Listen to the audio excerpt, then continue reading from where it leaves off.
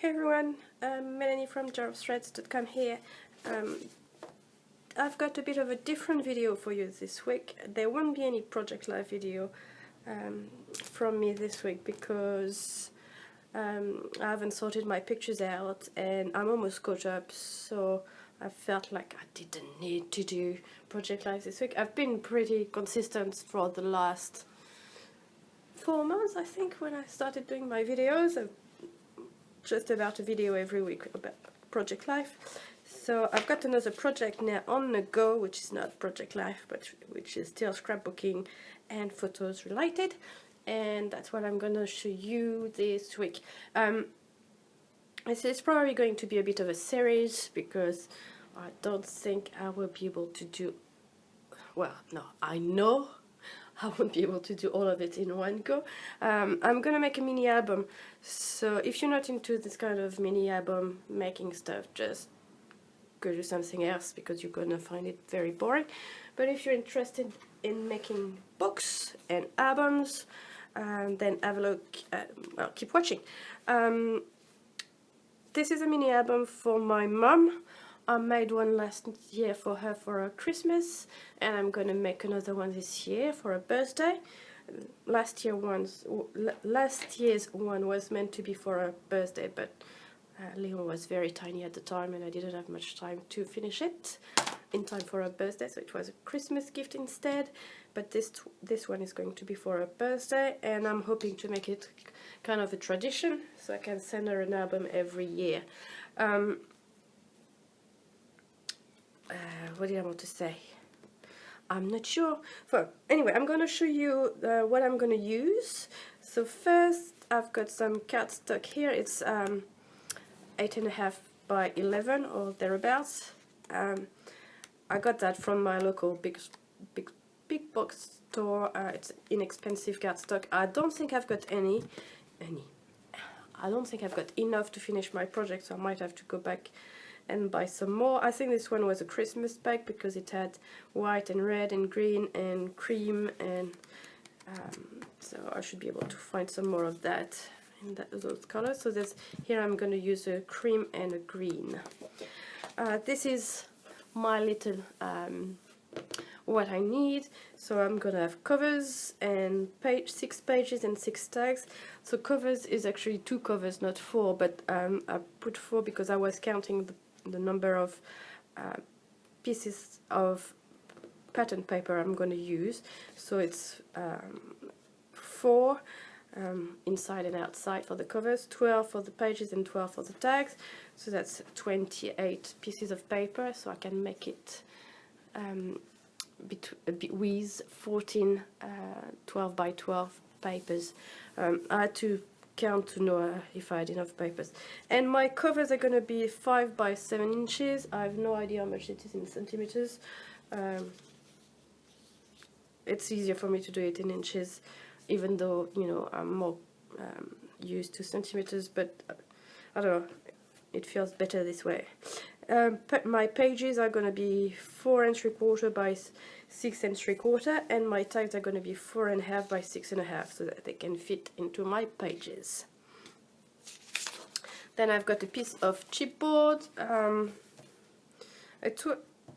I've got that last year when I made my mum the other album. It was quite difficult to find, so I was quite pleased when I found a shop here in New Zealand which carried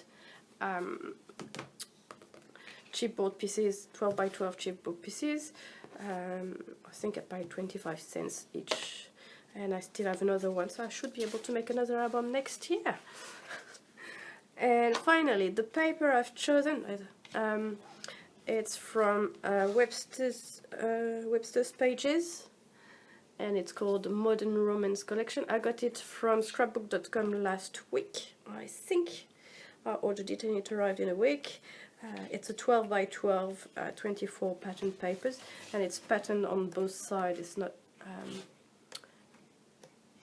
single-sided, and it's definitely not my style, but I think my mum will like it, especially this kind of stuff. I'm pretty sure I'm going to put that on the cover. So yeah, this is it for the paper, and that should match pretty well with my cardstock here as well. So that, and I'm also going to use some double-sided tape. So this one is core tape. I think it's got another name as well in the US, I'm not quite sure, like creative something. It's on it is written Skook Wong, if you can see. It's on the inside as well. I meant Skook Wong. And I'm also going to use this to that American Craft ultra sticky double-sided tape.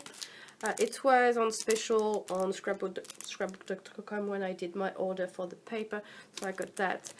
But it's actually more expensive than this one, I think, and I don't know if it's as good, so I will see. Because yeah, I didn't have enough score tape. And this one is one I got from my local $2 shop. It's actually very sticky, so it's going to work very well for this project because you want sticky things. And then in adhesive, I'm also going to use a craft glue. I got that from big box store. Any kind of super sticky craft glue will work. I don't know what you guys can find where you are. I'm going to use my giant quilting ruler. This one is a 24.5 by 18 and by 6.5 ruler, but really use whatever your ruler you've got. Then I'm gonna use my paper trimmer, and I'm also gonna use my envelope punch to because it's got this very handy corner around there on the, you can see it, and it comes with a scoring tool, so I'm going to use that tool in my paper trimmer. You'll see in a minute. And before starting to film, I made a mock-up of a page so you can see what it looks like. So it's open on the inside so that you can put a tag in, and this is the bit which I'm going to stick to the hinge system I'm going to make. There are plenty of videos on YouTube to make mini albums, so you know, check it out if you're interested. And I'm going to show you how I'm going to make mine, and you can see my dimensions here. So yeah, let's get started, and I'm going to put you in fast forward and in voiceover mode from now on, because it's already 8 minutes and I don't think I'm gonna stick to my 15 minutes. Alright, let's move forward. We're back with voiceover now. So first I'm going to start by making my cover. So I'm measuring my piece of chipboard, and I know I want my covers to be 5 by 7. So I'm going to cut them, and the extra piece that you'll see in a minute will be my spine. Now I'm using a craft knife to cut my chipboard.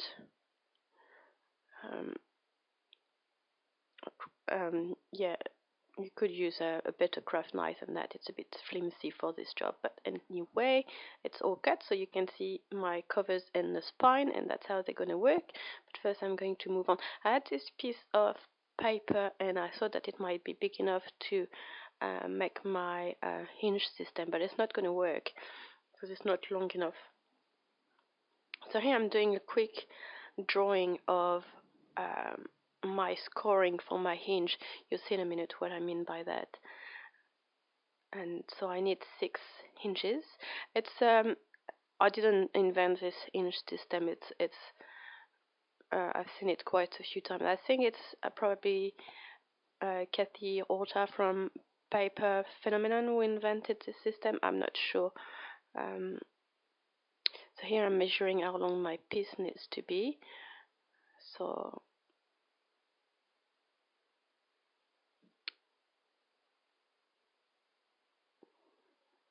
and I'm trying to think. Here we go. So that's my hinges. So I'm taking another piece of paper and I'm cutting it down to 6.5 by 10.5, I think, from reading my, yes, that's right, 10.5. And now I'm going to score at 1.5, and then 2, 2.5, 2 3/4, 3 1/4. So I'm going to score every twice every half inches and once every 1/4 inch. Does that make sense? So this one I'm going to, you can see there's a wider one here in the middle, and that's when I realized that I didn't measure properly. So I'm going to set this one aside and start over, and that's what I did. And then you can just fold your wider one, the half inch, towards you, and then the smaller one towards the back. It might not make a lot of sense until you're going to see that.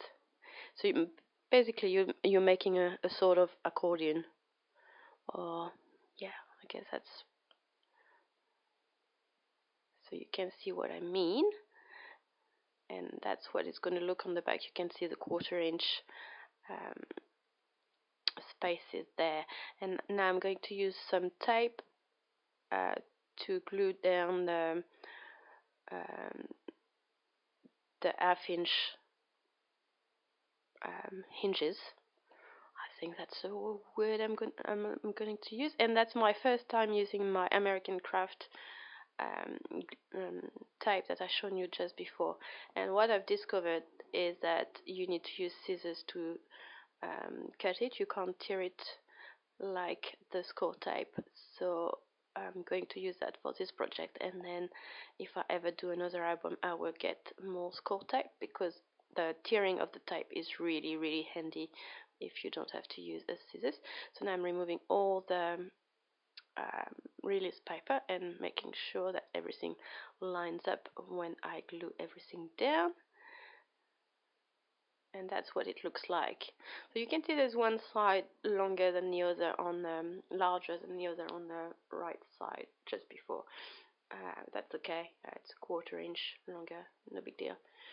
It's not going to be seen anyway. It's going to be under paper. And here I'm cutting the corners off to make sure that my pages can fit nicely in it, because when I last did an album, I had trouble fitting my pages in because of the corners, so I had to trim them off. And here I'm checking it's going to work on my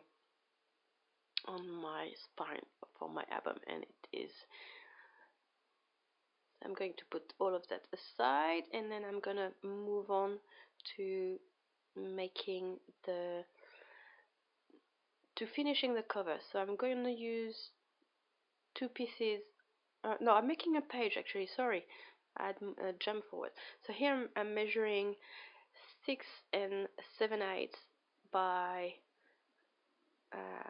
What am I doing here? I'm scoring at 4 3/4, and then I'm cutting the next 4 3/4, and now I'm going to score at 3/8 of an inch, and I'm going to cut that with my scissors, because you only need one, and I cut it at an angle as well so it can lay flat when you fold it up. And I'm making sure that it's all nice and flat, and for that I'm going to use liquid glue. You really want to use liquid glue when you do pockets where you're going to put tags and photo mats and stuff, because the tape will stay sticky and your content will stick to the inside. And here I've moved forward and made my 6 pages. So liquid glue is where to go, and that's my hinges, and I'm putting that aside. And now I think I'm doing my covers. So there's going to be a slight boo-boo on this page, because I'm using textured cardstock, and I'm going to not be very careful and put 2 different sides together. So one side of the textured cardstock is more textured than the back side, and yeah, but it doesn't really matter. Very little of it will be seen in the end, because it's all going to be covered by pretty paper. So here I'm making sure that I'm lining the 2 long sides very well, and you can see the difference of textures here. So that's how it's going to work for my covers, and here I'm trying to think because I want them to line up, so I'm putting one piece of my cover and measuring, and here I realize it's not quite lined up properly, and I'm tracing a line to make sure that I'm lining my covers very well. Sorry, it's a bit of camera there, I'm just tracing a line. So now I'm going to put my spine, and you actually need to put it offset from this seam here, because the seam on the other side is actually a couple of inches to the right. And oh, I managed to glue all that down without recording. I'm sorry about that.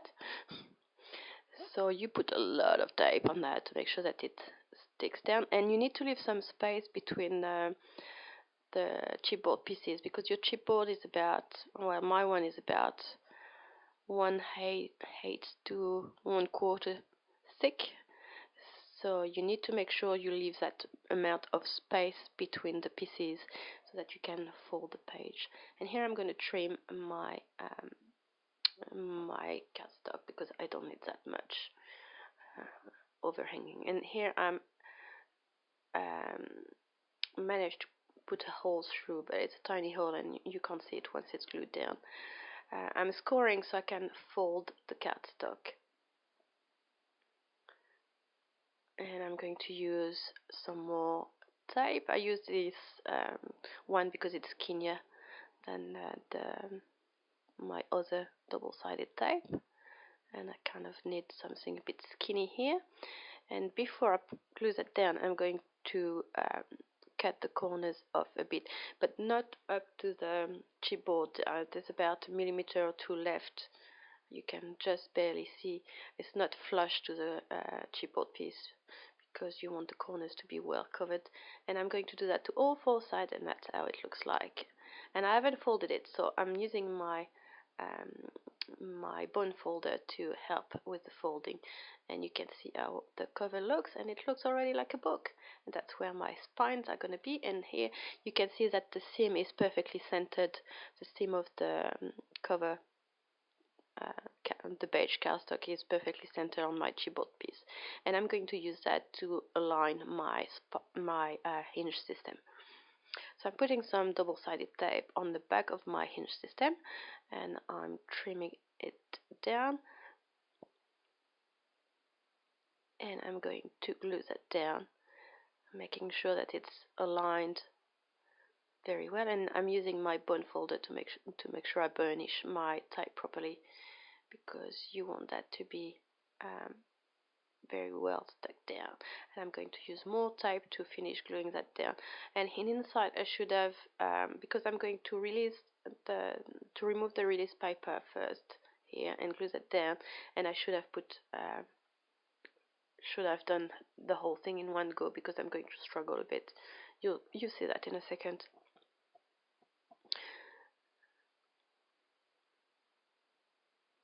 So I'm removing that, and that's when I'm going to struggle fitting the rest of the tape down here. Yeah, because I've got to slide it underneath, otherwise I'm going to put a crease. It doesn't matter because it's not going to be seen, but you know. And here I'm making sure that it's folding properly, and here it is. So that's the inside of the book, and I'm showing you how the pages are working. And that's pretty much it. I'll be back next week with the rest of this mini album. I hope you enjoyed this video. Let me know if you've got any questions, and I'll see you on Monday for a 12 by 12 layout. Have a nice weekend, everyone. Bye bye.